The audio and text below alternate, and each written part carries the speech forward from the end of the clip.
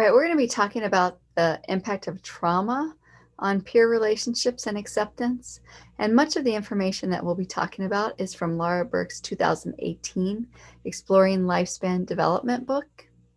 The teens might withdraw from their friends and family, maybe wanting to spend more time alone. They might also become more independent. They may begin to only care about themselves. They might lose interest in their friends or things that they like to do. They might stop trusting others, and they might overreact to small issues with their friends.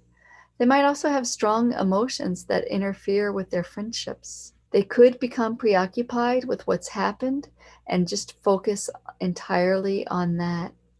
They might also lose confidence in their ability to do things on their own, or maybe even begin to have lower self-esteem. Sometimes we see depression, and depression is the most common psychological issue that we see in teens, impacting 1 in 5 to 1 in 6 teenagers, mostly girls.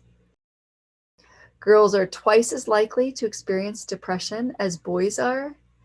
There's some association between the hormonal changes of puberty and depression, indicating that maybe estrogen could be implicated.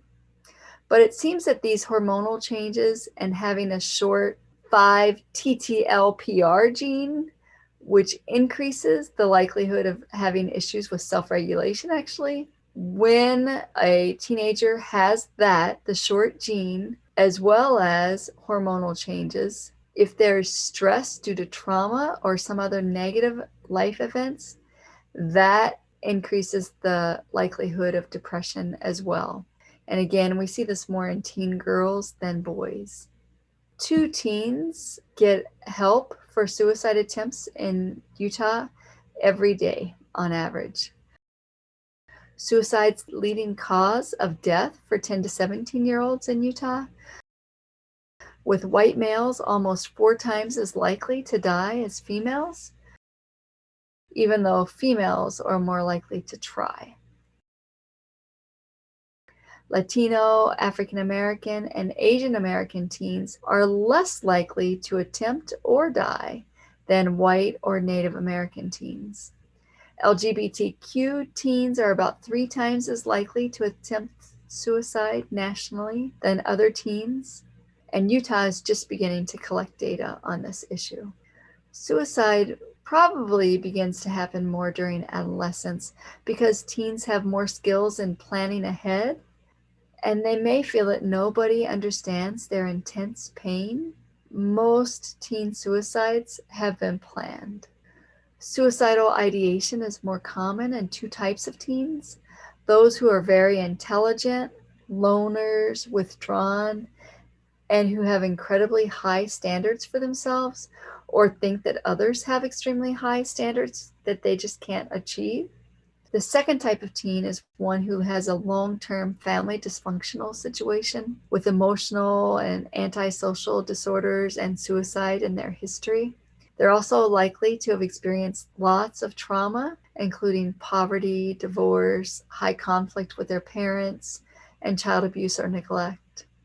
Some events may trigger their attempts, especially blaming the teen for family issues that are happening, maybe having an important friendship or relationship end, or being caught doing something that they shouldn't have done. Generally, the strongest risk factors for suicide include a diagnosable mental health or substance use disorder and having had a number of traumatic events. Others include easy access to a means to kill themselves.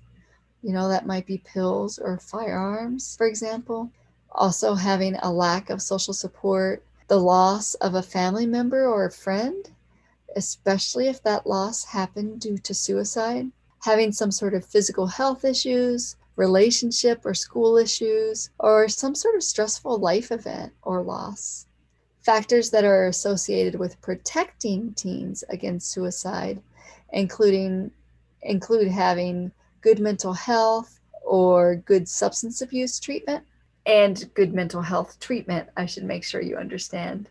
Having positive connections with their family members, their peers, and within the community, not having access to firearms or pills, having skills and being able to solve their issues, good self-regulation skills, problem-solving skills, conflict resolution, and cultural or religious beliefs that discourage suicide.